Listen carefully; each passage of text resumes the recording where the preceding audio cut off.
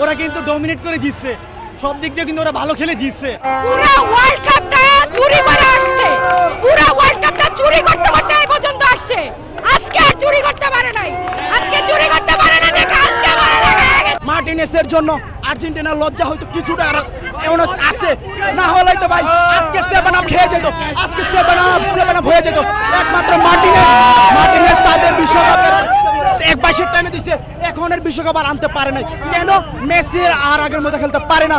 আমরা ফাইনাল খেলছি, আমরা ব্রাজিলের মতো সিটকে পড়ে যাই না, কোয়ার্টার ফাইনাল পর্যন্ত খেলতে পারি না, তাও এমনটা না। আমরা ফাইনাল পর্যন্ত খেলছি।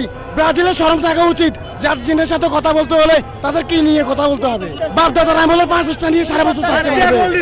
আপাতত কোনো কষ্ট নাই, শুধু একটাই কষ্ট, মেসির লাস্ট বিশ্বকাপ হিসাবে তার ওয়ার্ল্ড কাপটা পাওয়া হলো না। এটাই 3জন লিজেন্ড থেকে একজন লিজেন্ডও মানে বিশ্বকাপটা পেল না, খুবই দুঃখজনক একটা বিষয়। এই আর কি, এটাই কষ্ট।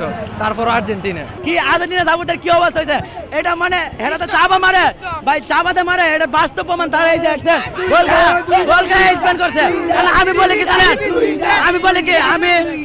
আমি জানি যে আমি আগে সাংবাদিক একজনকে বলেছিলাম খেলা শুরুতে যে স্পেন জিতলো এক ম্যাচ 1 গোল হলে স্পেন জিতবে, আর সেটাই প্রমাণ হয়েছে। এই যে 2024-এ কিন্তু ওরা ইউরোতে কিন্তু হিরো নিছে, তারপরে যে নেশন লিগ নিল, এখন নিছে ওরা হচ্ছে এই যে ওয়ার্ল্ড কাপ জিতলো। ওরা কিন্তু ডমিনেট করে জিতছে, সব দিক দিয়ে কিন্তু ওরা ভালো খেলে জিতছে। ফুডেলা হাসছে আজ মমতা। ফুডেলা একটি নাবিল পণ্য।